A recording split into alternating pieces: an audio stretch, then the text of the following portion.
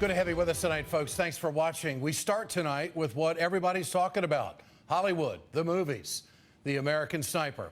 This weekend, Clint Eastwood's movie took the box office by storm, and it's raising a world of controversy. NBC News' Lester Holt gives us the backstory on the movie American Sniper.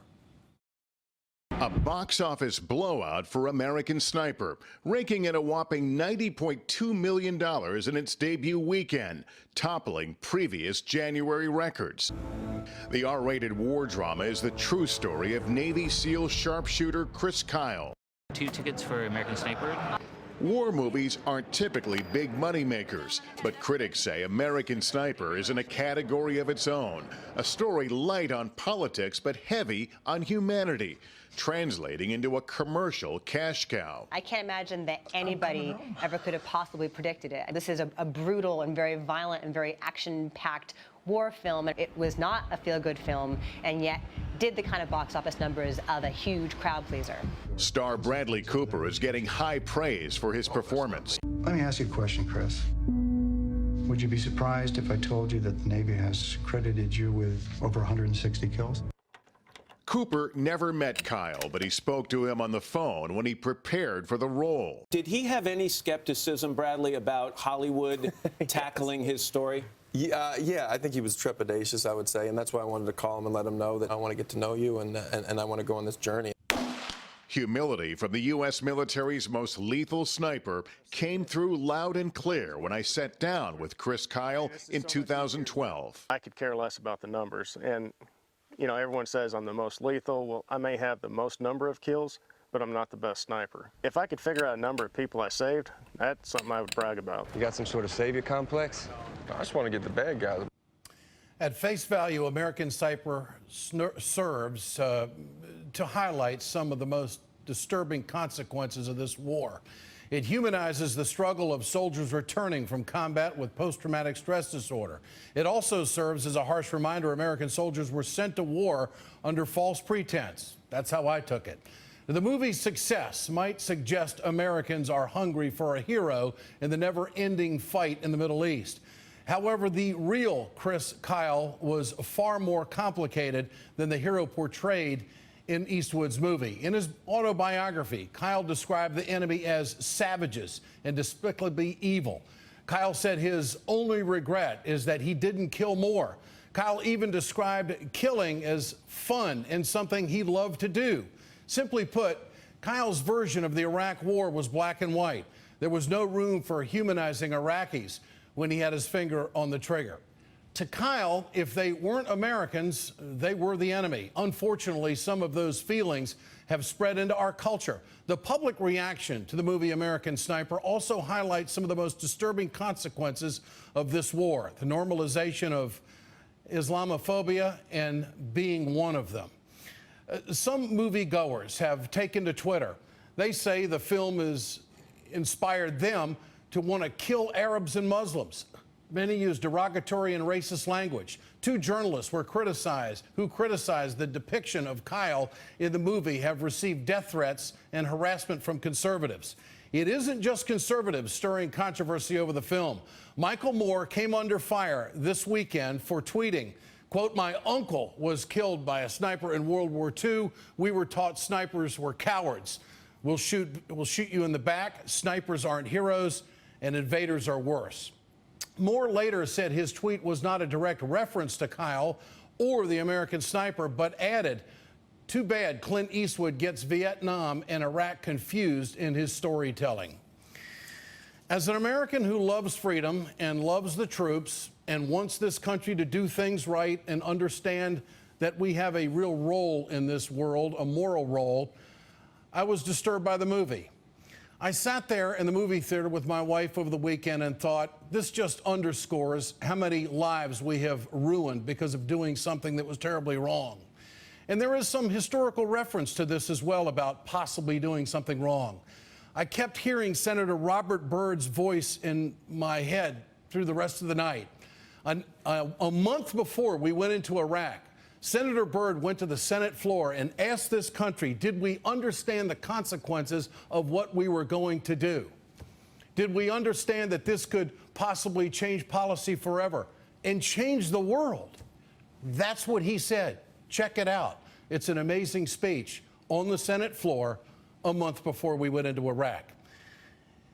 We ruined a lot of lives. It's very sad, and the fight goes on. And nobody has any real answers on what the hell America ought to do right now, do we?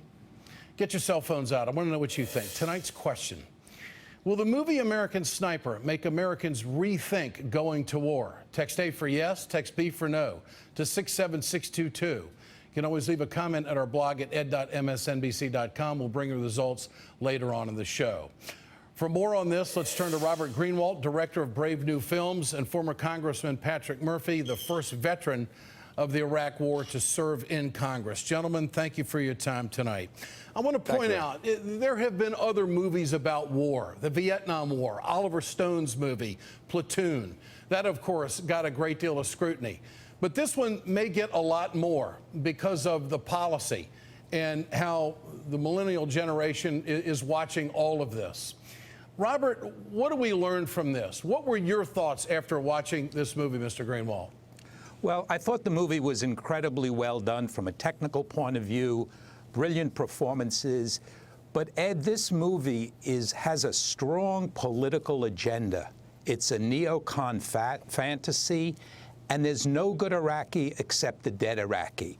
And I think what we will learn from this, and why the movie is in fact dangerous propaganda, is that we got to go to war, we got to kill people, and that's going to make democracy safer. Well, it's nonsense. It's not true. It hasn't been true. And the concern I had after watching the film was the number of people who said, yeah, we did the right thing. We went out and killed a bunch of killers, including the only good children are dead Iraqi children, which is portrayed in the film. Your thoughts, Patrick Murphy, as a veteran, how did you take this movie? And I saw yesterday with my wife in Bucks County, Pennsylvania. I got choked up a couple times during it. It's hard to talk about it without having emotions. But I couldn't disagree more with Mr. Greenwald. I actually thought it was very humanizing. The struggles that we had as soldiers over in Iraq, between protecting the Iraqi people, between protecting the men and women that you served with, and also you saw so many innocent lives being taken as collateral damage. I thought the film showed how Chris Kyle struggled internally when he had a young 8-year-old Iraqi boy who picked up a rocket launcher, who aimed it toward a convoy of Marines, and Chris Kyle still didn't pull the trigger because he was saying, put it down, put it down. He didn't want to have to shoot, even though he was justified under what's called the ROE, the rules of engagement, because clearly his men were in imminent danger. He still didn't do it. You know why? Because he had compassion.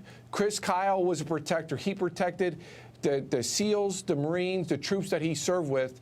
And when he came home, he protected the veterans who were struggling to come back home. And that was ultimately the cause of his death. So, Mr. Murphy, do you reject the idea that there's any propaganda in this movie at all, or any mission? I reject, Ed, with all due respect, that this was a political movie. I don't think there was any type of political justification in this movie. I, in fact, think that people out there who are trying to make this a controversy are conflating the issues. You know, I'm a guy who lost 19 men in Iraq. I came back home and ran for Congress on that. I did my best to end the war, to bring our troops home. But the story of Chris Kyle needs to be told. We should have more movies like that. We have 22 veterans who are committing suicide every day. We have outsourced our war fighting to less than 1% of America. We don't talk about this. We talk about it maybe for 2 hours every once in a while. Once a year we get a war movie. But you know what? Then everyone else goes along and we talk about it on Veterans Day. But that's it. Mr. Greenwald, people move on. Mr. Greenwald, your response to what Patrick Murphy is saying. Well, I wish that what he was saying was the movie that I saw, but it's not. Yes, it does a very, very good job of humanizing the pain and struggle of an American sniper. But I defy you to name one Iraqi who's portrayed with any kind of humanity, with any sense that their country was invaded. Excuse me, let me finish. Sure. That our country was invaded and occupied, and that people were standing up for their rights. I think that this was not a case of speaking to an empty chair, which the director, Mr. Eastwood, has previously done, but in fact saying, yeah, Go get them. And what this movie will achieve will be more Americans believing and cheering for more wars, and then more veterans being injured, more veterans losing arms and legs and families destroyed. And that's the tragedy and the concern about this film. Patrick? Thank you. Mr. Greenwald, one of the most gripping scenes for me in the movie that I saw yesterday was when that Iraqi father was helping the Americans try to get intelligence about this murderer, the Syrian other sniper who was killing American soldiers and killing Iraqis. And that Iraqi was a patriot. And that Iraqi, because he stood with the Americans, unfortunately gave his life. And the life of his young son, who was about 8, 9, 10 years old in that movie, it was very humanizing. People who were trying to stand up to root out some of the extreme terrorists. And when Chris Kyle is talking about these savages, he's not talking about the Iraqi people. He is talking about the people who are murdering the Iraqi people, the people who were not trying to build a better Iraq. The Iraqis who I served with, the Iraqis who I frankly tried to get, some of them I got over here as American citizens because they risked their lives just as much as the paratroopers that I served with risked their lives. What and impact that's a story is that's not being gentlemen, told. what impact is this going to have on the American people 5, 6 months down the road? Robert, your thoughts? I mean, is this going to motivate people to be more engaged in what our struggle might be in fighting terrorism? I don't think so. I think it will motivate people to find a simple-minded, what I would call neocon approach, which is when there's a problem, go out, invade, occupy, and destroy.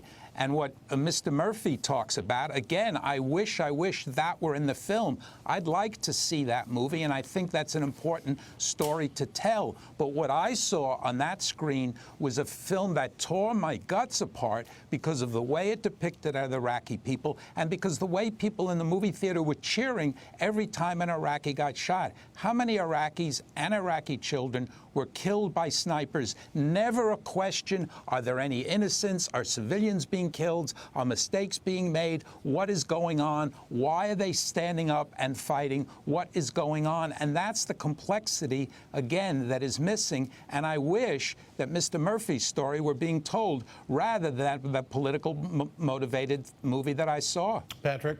And Ed, Mr. Greenwald, you make films, so I would love to see that movie.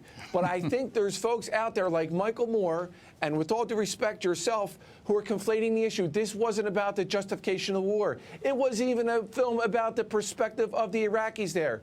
It was a movie about an American SEAL who risked his life overseas 4 times. It's less than 1% of America. We have 330 million Americans. It's less than 1% that have served in this longest war in American history. I've done 2 overseas deployments. My brother's done 2 overseas deployments. But let me tell you something. Most of Americans are talking on their cell phones and being at the mall. They're not even paying for this. China's paying for the wars that we fought in Iraq and Afghanistan. And gentlemen, I'd like to leave this discussion with this one final thought. And you first, Patrick. Why do we fight over veterans' benefits in Washington when we see that, and I do think that there was some real humanization taking place within this movie. It's a horrible position for those soldiers to be in, and people in power put them in that position. Soldiers do what they're told to do. But we have not funded post-traumatic stress disorder, nor have we done enough to help those who have dealing with possible suicide issues. It's a story which we've done on this show the last couple of weeks. Would this movie have an impact on lawmakers, Patrick? I would hope so, Ed. I'd hope so. I think it should be mandatory watching, not on the justification issue, but on the struggles of people like Chris Kyle and his family, by the way. Yeah. I mean, the struggle of he's going to his 4th deployment and his wife saying, I'm not sure if I'm going to be here when you come home. Yeah. You know, I've seen soldiers deployed who've come in and broke, you know, these are paratroopers from the 82nd Airborne Division, 6'3", 220 pounds, all muscle, who break down and lost it to me because they don't know how to move forward because they don't know if their family's going to be there when they go home because of the struggles. What impact might this movie have on Washington? Well, I don't know, Ed, but I couldn't agree with you and Mr. Murphy more that the pain and struggle of the veterans, the lives that are being torn apart, the families that are being destroyed, and that is a result, as you said, it's policy made, soldiers following the policy. Will the movie ever, for anybody, suggest we should take maybe a moment to think before we invade and occupy? I doubt it. Will it maybe, hopefully, provide more services for some of the heroic men and women who go out there? Hard to know, given the approach of the film and given the fact that everyone in Washington knows what's going on in terms of our veterans. Gentlemen, I appreciate the discussion, and I know our audience does too. Robert Greenwald and Patrick Murphy, thanks for your time tonight on this issue.